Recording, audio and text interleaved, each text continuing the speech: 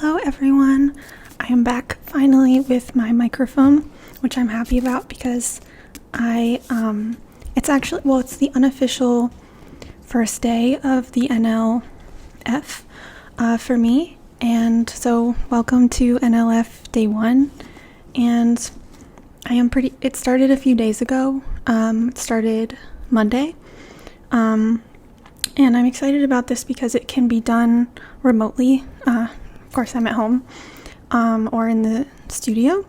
So I'm excited about sort of the comfort of that. And it's exciting to start to focus on some new research. And I thought it would be kind of perfect to start sort of talking about some of the new ideas I'm thinking about. And sorry, I don't know if I put on too much crazy lip gloss today. Did I? Hold on. My friend got me this one. It's this little tube here. This little cone shape. And it does make my lips quite red. Maybe perhaps a little too red here. Does it look a little bit crazy? Oh boy. Well, I'll show you. It's kind of funny looking applicator here.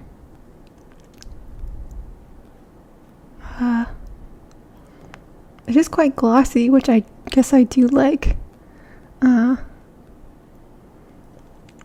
I don't know. It's one of those tingly ones. And it kind of tastes minty. I do like it, actually, but I'm not sure about how red it's making them look. So anyway, I just had my strawberry banana smoothie, and so I feel excited to talk about some of the things I'm thinking about. I have been really excited to do a project that I think is pretty sort of large scale and difficult institutionally, and I'm even kind of like nervous to talk about the idea, even though I feel really confident about the idea. But I think during the NLF over the next few months I will be able to make something really happen with the project. This is more of a sort of solitary thing, and so because the studio space is solitary, and then a lot of the time I think I will be sort of researching and working on the project from home, so I won't have as much sort of community support as I did for ISP, which was, I think I only recorded the first sort of kept updating on the sort of first 7 or so weeks until the program got too intense to make any videos or really record or keep I don't know, I was barely keeping track of much, but since this is more relaxed, and I did choose this this part of the fellowship can be 3 years, up to 3 years. It kind of depends on how the project goes, how the research kind of unfolds. So we'll kind of see how it develops.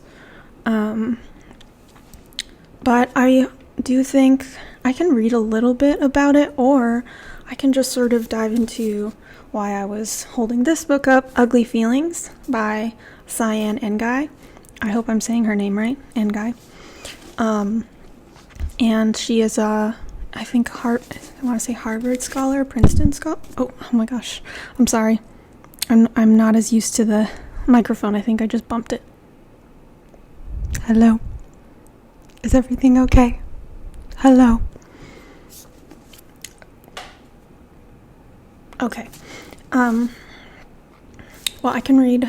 So I do want to focus on affect theory to start, which was a subject of ISP that was brought up really often, and I felt like I understood, and I use the word affective a lot, but I think I want to just understand it further. And so this, I could just read sorry, now I don't want to bump the microphone. What's a good place to do it? And okay, before I go further, I am wearing, I do like to just sort of dress up sometimes when I'm doing my research, just to sort of be in a certain place. So this is a vintage Victoria's Secret kind of top, and it has really beautiful like crochet, sort of white crochet and kind of gauzy tan stuff fabric over here.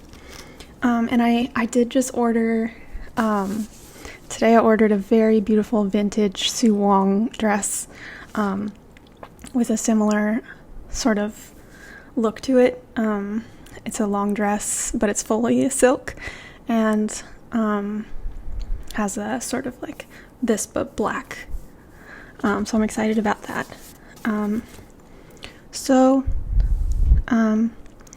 Envy, irritation, paranoia. In contrast to powerful and dynamic negative emotions like anger, these non-cathartic states of feeling are associated with situations in which action is blocked or suspended. In her examination of the cultural forms to which these affects give rise, Cyan Ngai suggests that these minor and more politically ambiguous feelings become all the more suited for diagnosing the character of late modernity. Through readings of Herman Melville, Nella Larson, Sigmund Freud, Alfred Hitchcock, Gertrude Stein, most excited for that, Ralph Ellison, John Yao, and Bruce Andrews, among others, Ngai shows how art turns to ugly feelings as a site for interrogating its own suspended agency in the affirmative culture of a market society, where art is tolerated as essentially unthreatening. She is, an assistant professor of English at Stanford University. And I love Gertrude Stein. I reread The Making of Americans pretty often and look to it when I feel poetically stuck, which is all the time. So I do love the cover. So I will definitely start here, and I feel like, I don't know, it is like unofficial day one of NLF.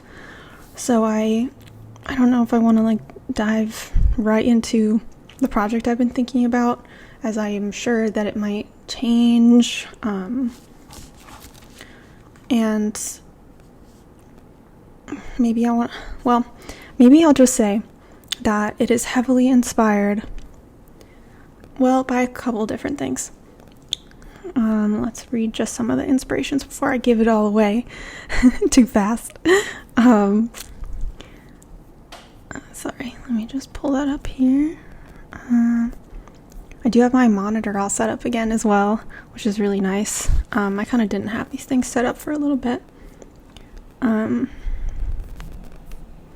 I can read it from my monitor, which is nice. Okay. So I've been interested in working with this idea of like fiscal sabotage, which is actually a common thread in the art world right now. And I think that maybe it's coming from a place of wanting to incorporate real sort of social engagement and material change with some of the ideas that I've been working with for a long time. Not that I haven't worked with, not that I haven't sort of engaged with material change as my thesis project did. But this project is heavily inspired by Susan Milano. inspired by seminal video artist Susan Milano's project Backseat from 1978, produced at the Women's InterArt Center with Video Free ex-members Nancy Kane and Bart Friedman. Taxicab, later known simply as Taxi, was a nostalgic nod to the last generation of the Brooklyn cabbie. The piece converted a checker cab, the most ubiquitous taxi build that was gradually fading from city streets, into a unique viewing environment where passengers could sit and watch a series of vignettes told by real-life cab drivers. And that excerpt is taken by EAI. So it's actually heavily inspired by Susan Milano, and who was an incredible sort of figure in making feminist video festivals during that time, when no one else had done it before. Working with the Vasulkas at the kitchen, and other SUNYs.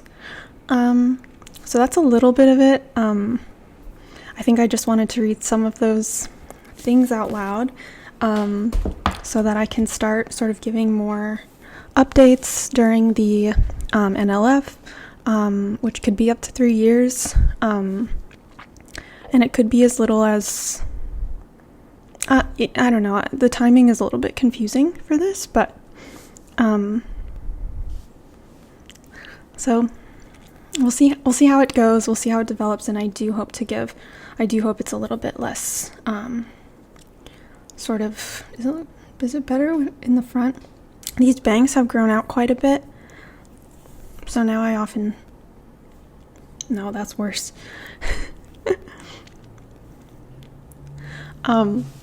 So, and let me know if it is a lot better with the microphone. I do enjoy talking into it a lot more, and I remember that being a comment, since I do use a photo booth to record. It's just the easiest thing.